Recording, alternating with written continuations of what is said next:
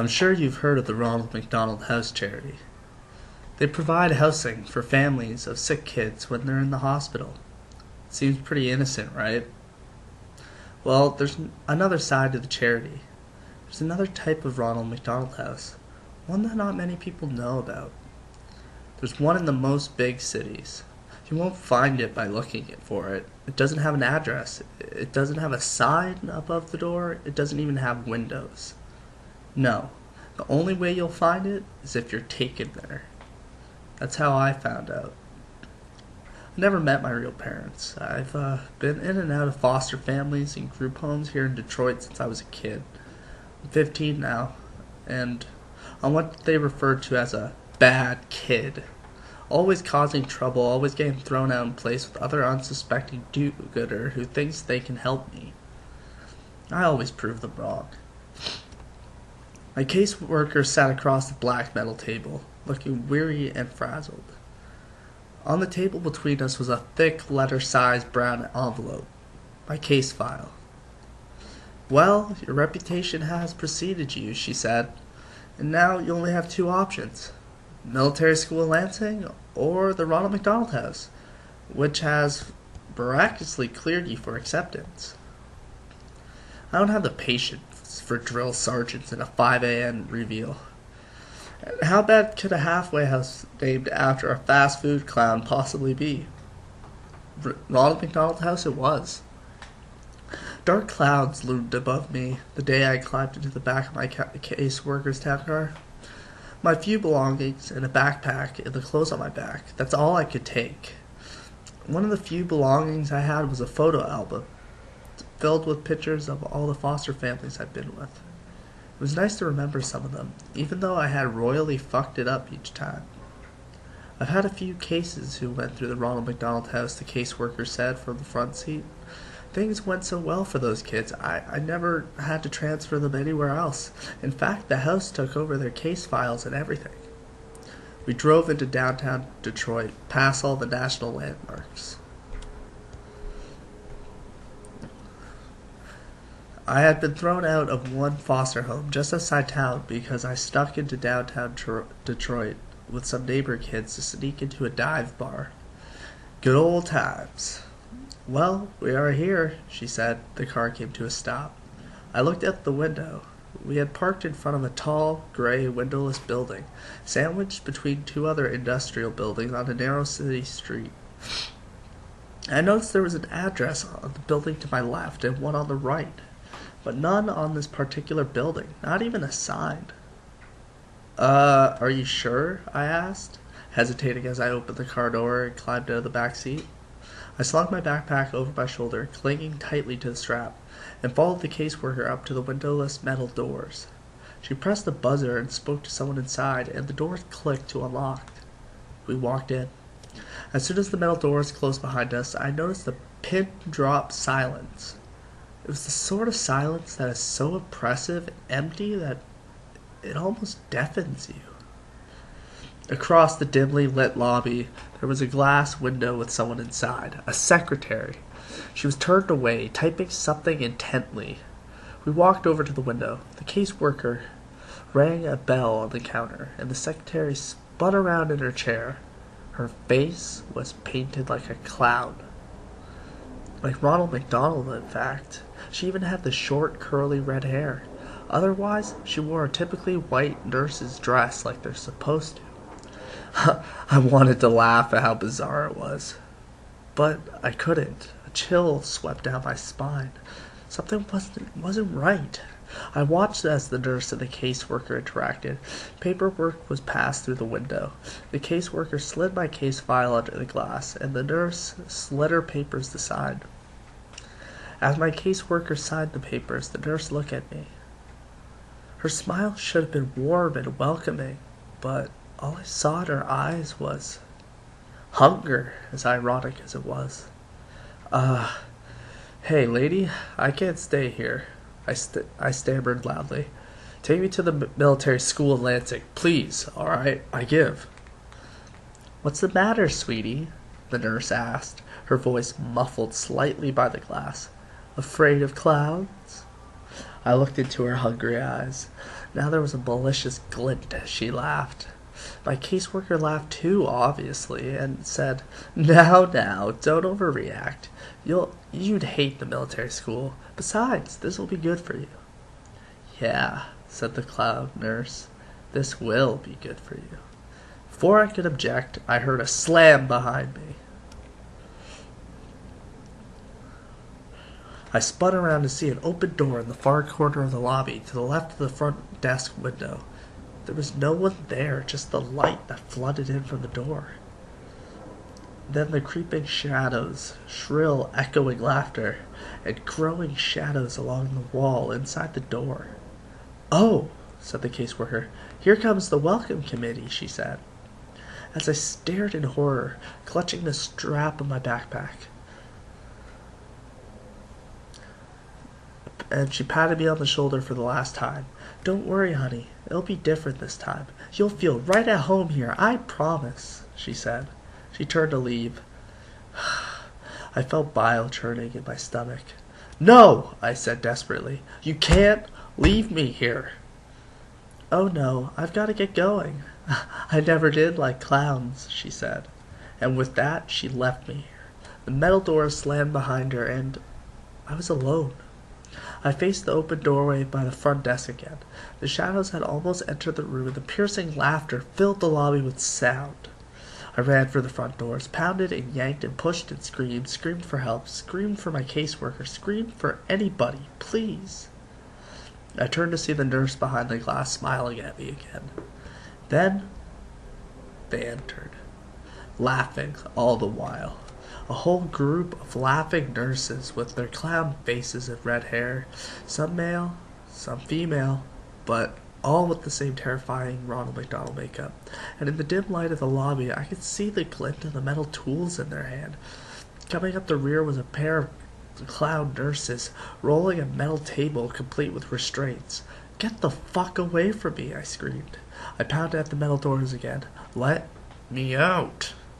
They surrounded me, grabbing me as I thrashed and I screamed, and I tried to tear myself away, laughing as I kicked and squirmed. They slammed me into the rolling table and strapped me down. I looked around wildly. I was surrounded. Let me go! I screamed, twisting and turning and pulling at the restraints. They rolled me through the open doorway and down a seemingly endless white hall. They laughed and laughed and laughed.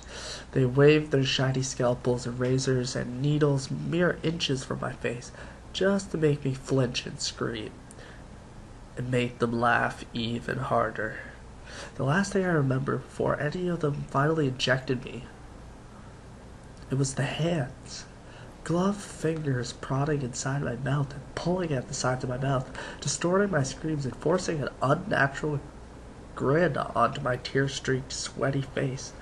Hot, rancid breath in my face, and the whispered, perverted voice speaking the words, We'd love to see you smile.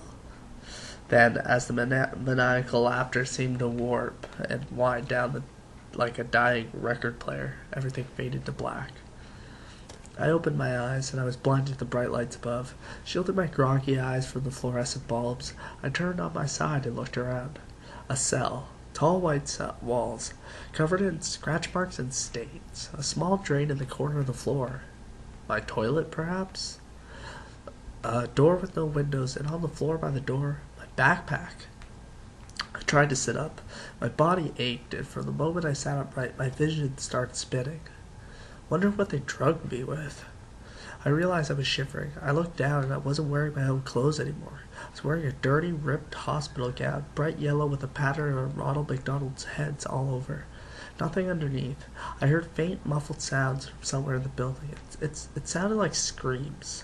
I tried to stand, but I couldn't keep my balance. My vision, it was beginning to stabilize, but my body still felt like rubber. I sank to my knees and crawled over to my backpack. Before I got there, I tried to open the door, and to my surprise, it was locked. I slumped onto the floor beside my backpack and unzipped it. All that remained inside was the photo album. They had taken my notebooks and pens and my cell phone. Well, duh, of course they did. I merely opened the photo album. But instead of the photos that had been there, photos of myself and my previous foster families, photos which I attempted to look happy and hopeful even though I knew I wouldn't be there for long. Instead of those photos, there were crime scene photos, and each one I recognized one of my former foster families, brutally murdered and covered in blood. My heart raced, my stomach churned. I began to turn the pages quicker. Each page, a new photo, a new family, new carnage. I recognized their faces and the inside of their homes. I hadn't lived with all these people, and now they were all dead. I came to the last few pages, a photo of a house at night, then a window of that house, and then inside a house a dark hallway with light coming from one doorway, then a photo of my caseworker brushing her teeth at the bathroom mirror, then a photo of her looking at the camera in horror, then a photo of the caseworker, naked, covered in her own blood, contorted into a natural position in her bathtub. I turned to the last page. Written inside the back cover of the photo album were 3 words. You never existed. I felt bile rising in my stomach. I threw the book to the ground and crawled over to the hole in the floor. Then I vomited. They were right. Having killed everyone who ever knew me, it was as though I never existed. I heard more faint screaming in the distance. I knew I had to get out. I wiped the vomit off my face with a hospital gown and crawled back over to my backpack. Hopefully they hadn't found my secret weapon. I unzipped the front pocket and reached down to the very bottom, my fingers scraping the fabric. Sure enough, there they were, flush with the seams in the bag, nearly undetected, the pins I used for picking locks. Like I said, I was a bad kid. I leaned against the door and listened. I could hear footsteps approaching, but as soon as they had come, they faded into the other direction. I knew I had to work fast. I jiggled the handle with one hand and picked the lock with the other hand. It was surprisingly simple. Holding the handle, I slowly pulled myself to my feet. I can maintain my balance now. I pulled the door open just a crack. A clown nurse darted past. My heart almost stopped, but his footsteps didn't slow or change, and soon faded. He didn't notice me. I poked my head out of the door, seemingly endless white hallways in either direction. The distant screams were louder now, coming all around. Taking a deep breath, I stepped into the hallway and closed the door behind me. I decided to go to the right, passing doors identical to the door that I had been behind. I heard the screams and sobbing from behind each one. Then I passed a set of double white doors. I stopped for a moment. The word "Play Place" was written in tall, thin letters across the width of both doors, and inside was laughter, the insane, shrill laughter of clown nurses. I shuddered. I was afraid to find out what kind of torture was happening inside, and I knew I had to keep moving. I saw a door ahead with a stairway symbol. I headed for it. As I opened the door and glanced behind me and saw 2 clown nurses emerging from the play place. Their nurses' outfits were covered in streaks of blood. I quickly shut myself into the stairway, hoping they hadn't noticed me. The stairwell was dimly lit with concrete walls, so I figured I must have been on the 5th floor looking at the number 5 on the door. I decided to get to the ground level. Each footstep echoed. It was a welcome respite. I finally came to the door number 1. The staircase seemed to descend a few floors lower, but I stopped here and slowly peeked through the door. More white hallways, no clowns to be found. So far, so good. After that, I came to the end of the hallway, another set of doors. A large red cross, the kind you see on a lifeguard stand or a first aid kit, was painted across the width of the doors. I pressed my ear to the door. All I heard was a slow, rhythmic pulse like machine at work, and faintly a beeping sound like you hear in a hospital room. I knew I shouldn't have opened the door. I knew this was an exit. I knew I should have kept looking. But I had to see. I turned the handle. It wasn't locked. I peeked inside. It was a cavernous white room. Fluorescent lights flickered and buzzed. I saw wires hanging all around and hanging from the ceiling in rows. Kids in hospital gowns like mine attached to white wooden crosses affixed to the ceiling. Literally crucified. They were silent. I almost vomited again right then and there. In the very center of the room of the crosses, I could hear the pulsing. I opened my mouth. I didn't know what to say. To scream, to cry out in anger. All I could say was, "Dude, what the fuck?" That's when the alarms began to sound. Loud, piercing, like the police sirens of hell. They must have realized I was missing. I shut the doors. I stumbled down the stairs as fast as I could. I must have gone down at least another 3 stories before I reached the basement. I found myself running through a dark, sewer-like hallway with small lamp lights overhead, about 10 yards or so. The smell of decay and rotting flesh grew more pungent as I ran. The laughter continued behind me. I managed to glance behind them and see that they were running after me. I turned a corner and found myself facing into metal rungs on the ladder in the wall. I climbed until my head smacked against the ceiling. The ceiling gave way to a manhole cover, slammed into the asphalt above. A circular opening. I climbed out and frantically pushed the manhole cover back in the hole, blocking out the laughter of the clouds below. I looked around. There was abandoned buildings, broken glass, no lights, no cars, no sign of any life at all. A police siren was in the background, and then silence. I climbed to my feet. My pain hurt. The pain in my leg hurt, so I figured they must have slashed me as I was climbing. I screamed hello as loud as I could. The only answer was a distant rolling of thunder. Somebody, help me, please. Nobody said anything. Nobody, nothing. It was just empty. As I was walking, I found a newspaper. The date was July 13th, 1992. I dropped it and kept running. Can anybody hear me? Please, anyone. Please. Then I saw a light in the distance. It was a big yellow M in the sky. A McDonald's. Of course. I limped towards it.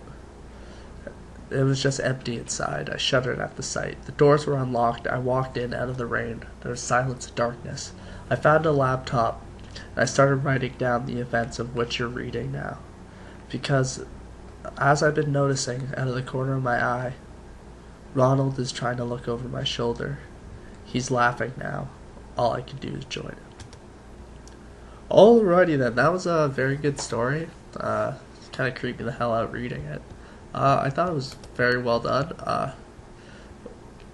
One of the things I wasn't particularly a fan of was the fact that the crucifixion of the children, I mean, it wasn't really needed, other than unnecessary gore, and it's kind of ridiculous. Other than that, it was really good written. I also had another problem with the plot, about how they killed off everybody that he cared about. I never really understood this, because if you kill everybody he knew, it would draw more attention than it would draw more attention than just killing him himself. So, what do you guys think? I thought it was pretty well done. So leave your comments. You can like and sub. That helps me out a lot. I hope you enjoyed the story, and have a good day.